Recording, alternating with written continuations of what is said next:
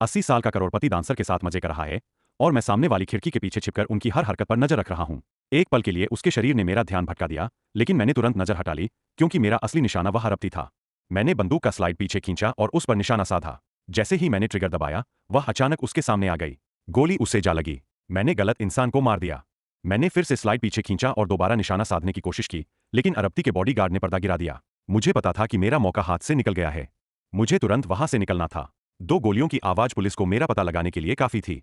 मैंने बंदूक के टुकड़े किए और उन्हें अपने बैग में ठूंस दिया। मैंने जमीन से खाली कारतूस उठा लिए। मैंने जितना हो सका उस जगह को साफ कर दिया। अपना चेहरा छिपाने के लिए मैंने हेलमेट पहना और सीढ़ियों से नीचे उतर गया। पुलिस के पहुंचने से पहले ही इमारत से निकल गया, लेकिन भाग निकलने का मतलब सुरक्षित होना नहीं था। मैंने अपने औजार इधर-उधर बिखेर दिए और उन्हें फेंक दिया। मैंने अपनी मोटरसाइकिल भी छोड़ दी। मैंने हेलमेट समुद्र में फेंक दिया। मैंने एक दुकान के टॉयलेट का इस्तेमाल किया और अपने सारे कपड़े कूड़ेदान में फेंक दिए। मैंने खुद को अच्छी तरह से धोया। मुझे अपने शरीर से बारूद की गंध मिटानी थी। मैंने नए कपड़े पहन लिए। मैंने एक टूरिस्ट की तरह बर्ताव किया और एयरपोर्ट चला गया। इससे पहले कि मैं टिकट खरीद पाता, पुलिस काउंटर पर लोगों से पूछताछ करने लगी। पूरा शहर साफ तौर पर लॉकडाउन में था। मेरे दिमाग में तेजी से कोई प्लान बनाने की हलचल होने लगी। एक पुलिस का कुत्ता सीधे मेरी तरफ देखने लगा। खुद को अच्छी तरह से साफ करने के बाद भी मुझे डर था कि कहीं वह मेरी गंध न पहचान ले। मैं टॉयलेट गया और खुद को फिर से धोया। मैंने खुद से कहा कि शांत हो जाओ और कुछ सोचूं। तभी मेरे हैंडलर का फोन आया। उसने जोर दिया कि अपना काम पूरा करूं। एक किलर होने के नाते मुझे पता था कि अब यह मिशन नामुमकिन है। मैंने उसे मना कर दिया और उससे अपना संपर्क तोड़ लिया। किस्मत से पुलिस को अभी तक मेरी पहचान के बारे में पता नहीं चला था। मैंने टिकट खरीदा और हवाई जहाज में सवार हो गया।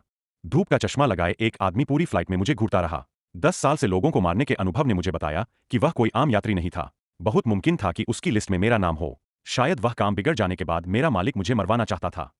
उसे चकमा देने के लिए मैंने फ्लाइट बदल ली और एयरपोर्ट के एक होटल में छिप गया। मैंने दरवाजा बंद किया और एक गिलास और प्लेट से एक शोर मचाने वाला जाल बिछा दिया। अगर कोई दरवाजा खोलता तो उस शोर से मेरी नींद खुल जाती। मैं हाथ में चाकू लिए सोफे पर सो गया। जब सुबह हुई तो वह पीछा करने वाला जा चुका था। कुछ बार फ्लाइट बदलने के बाद मैं गांव के उस घर में वापस गया जहां मेरी पत्नी थी। मैंने गेट कार्ड स्वाइप करने की कोशिश की तो मुझे वहां अनजान लोगों के पैरों के निशान और सिगरेट के बहुत सारे टुकड़े दिखे। कोई यहां आया था। मैंने कार से एक भरी हुई पिस्तौल निकाली और दबे पाव घर के पिछले हिस्से की तरफ बढ़ा। घर में पूरी तरह सन्नाटा पसरा था। फिर भी मेरी पत्नी का पसंदीदा संगीत बज रहा था, लेकिन वहां मेरी पत्नी कहीं भी नजर नहीं आ रही थी। मुझे जमीन पर हाथापाई के निशान और खून के धब्बे दिखे। मैं घबरा गया। मैं तेजी से कमरे के अंदर भागा। मेकअप वाला शीशा टूटकर चकनाचूर हो चुका था। दीवारों पर खून के निशान थे। मुझे अपनी पत्नी के साथ किसी अनहोनी का डर सताने लगा। मैंने घबराहट में अपने साले को फोन किया तो मुझे पता चला कि वह अस्पताल में है।